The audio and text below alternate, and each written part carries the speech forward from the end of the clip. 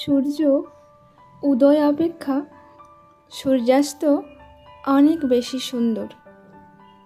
কারণ এটাই আমাদের বলে যায় যে সে আগামীকাল আসবে আরও সুন্দর ও উজ্জ্বলতম দিন নিয়ে। কেমন আছো বন্ধুরা? আশা রাখি আমার ব্লগটি যে যেখান থেকে দেখছো তোমরা সকলে খুবই ভালো আছো। আমি ভালো আছি, বাট একটু শরীরটা অসুস্থ। তো অনেক কথা হবে আর অনেক গল্প হবে, তার আগে চলো আমার পরিচয়টা দিয়ে নিই। নমস্কার বন্ধুরা, আমি প্রিয়াঙ্কা, আর আমার আরও একটি নতুন ব্লগে আমার সকল মিষ্টি বন্ধুদেরকে অনেক অনেক স্বাগত। আর আজকের ব্লগটা তো শুরু করে দিয়েছি, আশা রাখি তোমাদের আজকের ব্লগটা খুব ভালো লাগবে। তো উঠতে অনেকটা দেরি হয়ে গেছে জানো তো, ওই প্রায় 7:45 মতন হয়ে গেছিলো। শরীরটা কাল থেকে 3 দিন হলো, কয়েকদিন ধরে পা হাত ঝিনঝিন করছে প্রচুর, জানি না কিসের জন্য। ভীষণ ঘামছি, এমনি তো আমি ভীষণ ঘামি। তারপরে হ্যাঁ, ঠান্ডা লেগেছিল প্রচুর।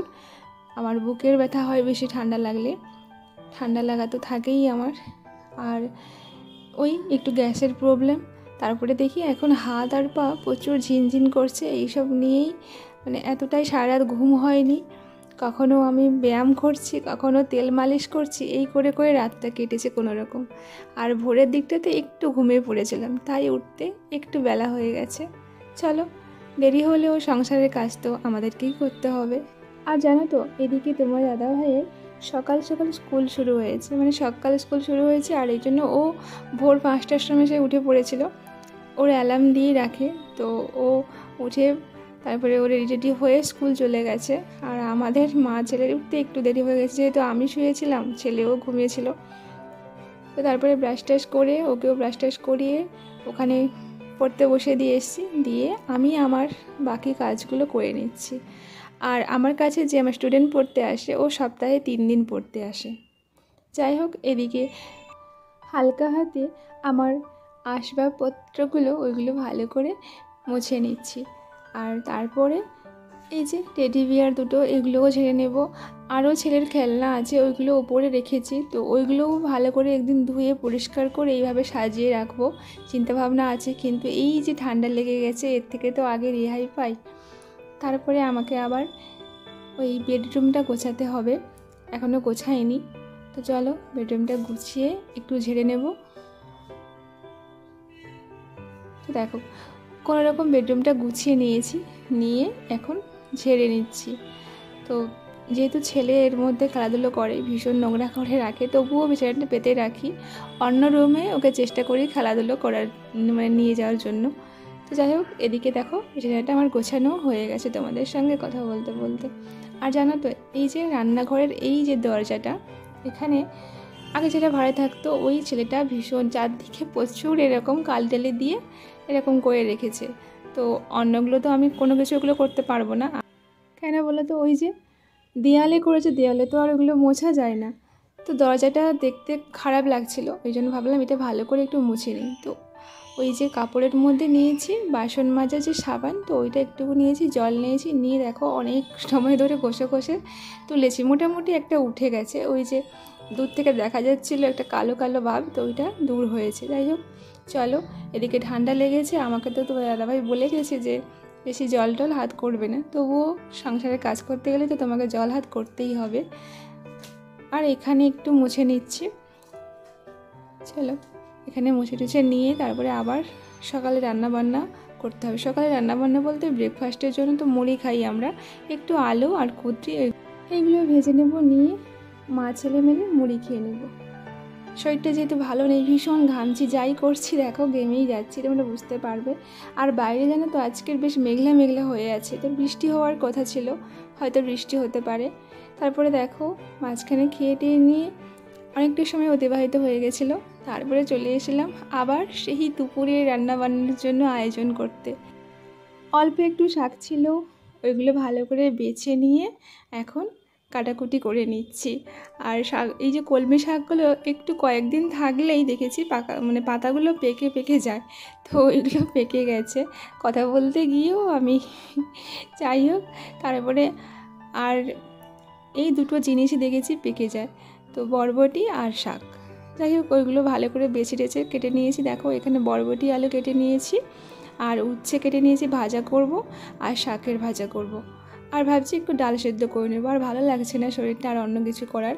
এমনিতে সয়াবিন ডিম এগুলো তো খাওয়া হয়, এগুলো আর খেতেও ভালো লাগছে না। তারপরে চলে এসেছিলাম অনেকটা সময় পরে রান্না করতে। জানো, ওদিকে আমার ছেলেও এসছে যে রান্না করবে। আমি বললাম যে তুমি জামা পরোনি, তো তুমি ওদিকটাতে থাকো, আমি রান্নাটা করে নিই, পরে না হলে আসবে। তো ও শুনছে না, ও জামা নিয়ে আবার ঠিক একা একা মানে দেখছি, এই যে এখন এডিট করতে বলেছি, দেখলাম যে ও জামাটা একা একা পরছে। যাই হোক, ভালো, আমার ছেলে কিন্তু অনেক কিছু শিখে গেছে।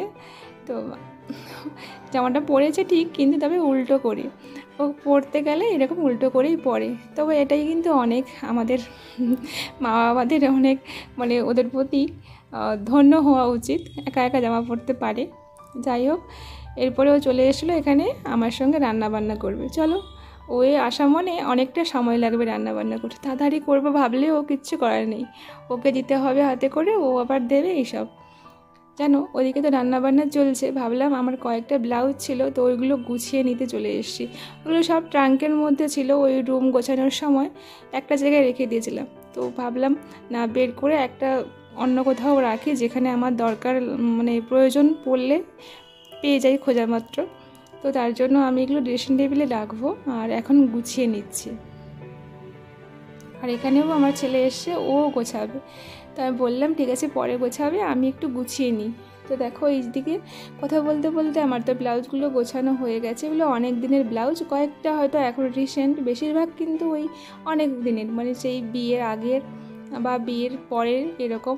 তো 5-6 বছর মতন হয়ে গেছে। যাই হোক, এগুলো গুছিয়ে রাখি বলে ভালো থাকে, তো নেপথলিন দিয়ে রাখি। তো এখন কিন্তু এটা নেই, শেষ হয়ে গেছে, পরে একদিন নিয়ে এসে রেখে দেবো। যাই হোক, চলো, এখানেই রেখে দিয়েছি, একেবারে হাতের কাছেই ড্রেসিং টেবিলে থাকবে। আর কয়েকটা শাড়ি ছিল বের করা, ওইগুলোও ভালো করে গুছিয়ে নিয়ে এখানে রেখে দিয়েছি। চলো, তোমাদের সঙ্গে কথা বলতে বলতে আমার কিন্তু ওদিকে রান্নার কাজও মোটামুটি এগিয়ে গেছে। আর এখন তোমার দাদাভাই ফোন করে বলেছিল মাঝখানে যে ও 9টার দিকে আসবে, তারপরে আবার ফোন করে বললো যে না 11টার দিকে আসবে। এই জন্য আমি রান্নাবান্নাটা বসিয়ে দিয়েছিলাম। এদিকে রান্নাবান্না সেরে স্নান টান করে সোজা তোমাদের সামনে আবার চলে এলাম। ছেলেরও স্নান হয়ে গেছে, মা ছেলে স্নান টান করে নিয়েছি। আর ওদিকে তোমার দাদাভাইও চলে এসেছে স্কুল থেকে। চলো, আজকে মেনুগুলোও তোমাদের সঙ্গে শেয়ার করি। তো সেরকম তো কিছু রান্না হয়নি, তোমাদেরকে বলেছি। আর হ্যাঁ, এত সময় ধরে আমার যে সকল বন্ধুরা আমার ভিডিওটি কন্টিনিউ করছিলে, তোমাদেরকে অসংখ্য ভালোবাসা। আর নতুন বন্ধুদেরকে অনেক ওয়েলকাম, অনেক অনেক ভালোবাসা। আর ভিডিওটা যদি তোমাদের কোথাও ভালো লেগে থাকে কোনো অংশ, তাহলে আমাকে কমেন্ট করে জানাতে ভুলো না। আর আমার যে সকল বন্ধুরা ভিডিওটি দেখছো, তো তোমাদের সকলকে আমার এই ছোট্ট পরিবারের একজন মিষ্টি সদস্য হয়ে থাকার জন্য অনুরোধ থাকলো। চলো, আজকের ব্লগটা এখানেই রাখছি, দেখা হবে নেক্সট আরও একটি ব্লগে।